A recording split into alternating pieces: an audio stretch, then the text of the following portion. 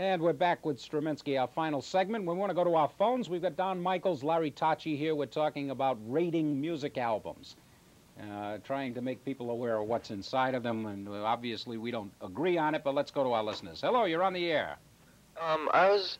When you were talking about what kids listen to. Yes. I'm a 14-year-old, and I know I listen to just the music. I don't listen to the lyrics.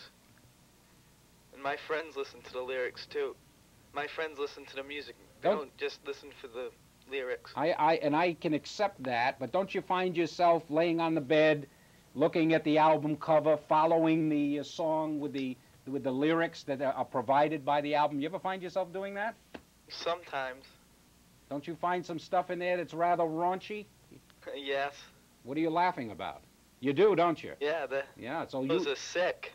Oh, they are sick? Yeah. Do you think they belong in the songs? Do you think some of the stuff doesn't? Okay, so you agree some of it is probably unnecessary, right? Yep. Great. Okay, listen, thanks for the call. Hello, you're on the air. Hello, Ron. How are you? Good. I think I'm okay.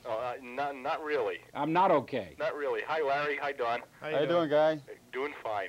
Go to work. He doesn't wear hockey pucks. Don't work.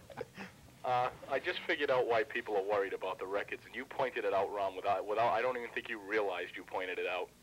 Don asked you if you knew what your son's favorite song is, and you didn't. That points out a communication problem. Well, I don't think so. Wait a minute, and that's why... I don't think so. Why should I be as familiar with the music he listens to?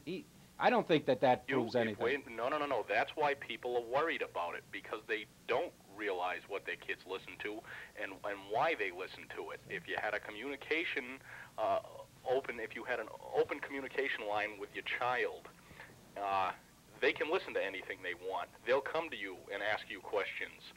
You know what their favorite songs are, and I think that's why so many people are worried about what's in these records, because those communication lines aren't open.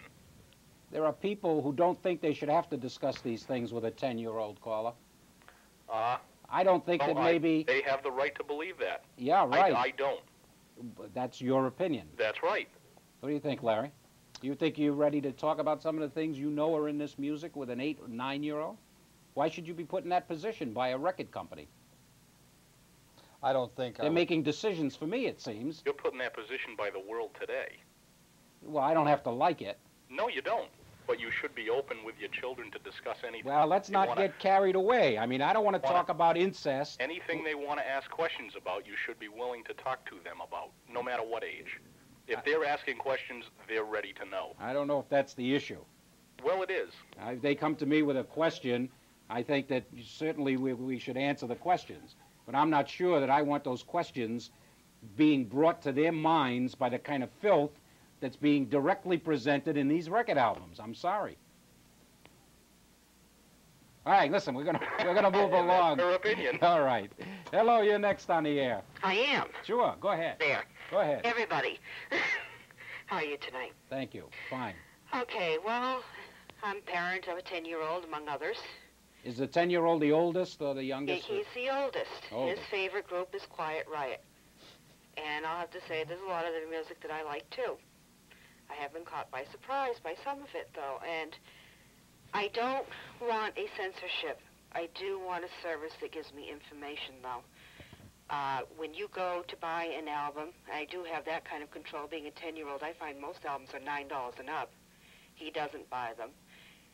You don't have the types of stores around here where you go into a listening booth and can listen to it.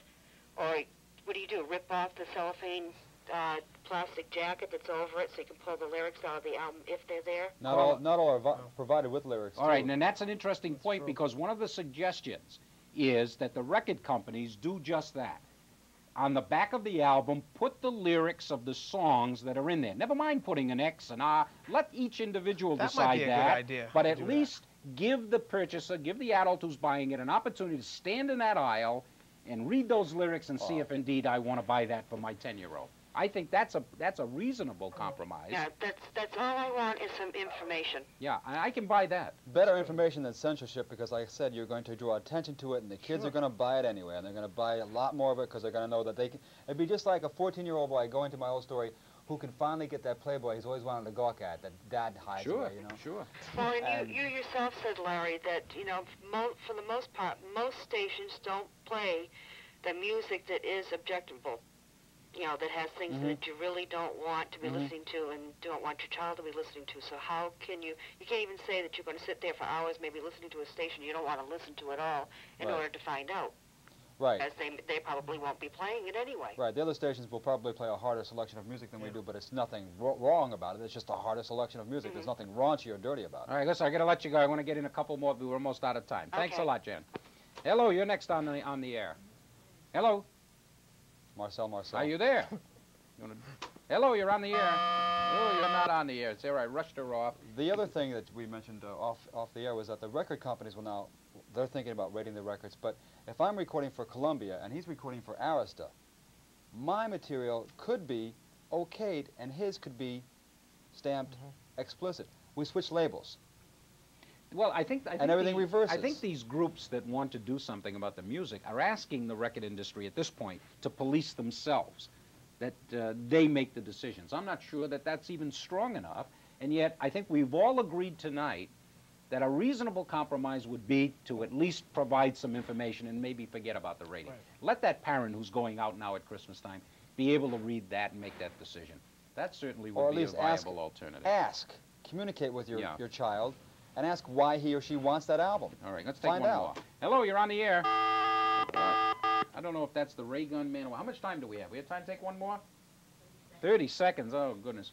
Gentlemen, we got kind of rolling a little bit late. Maybe we're going to have a part 2 of this show and pick up where we left off. Larry Tocci, Don Michaels, thanks for being Time for me on to go the to air. bed, guy. You got to go to bed and I'll get see you ready later. for the 5 o'clock show. You can go back Next to week, another interesting show on Struminski. I've got 2 extraordinary ladies. Don't miss it. Lean, put the coffee on. I'll be right home.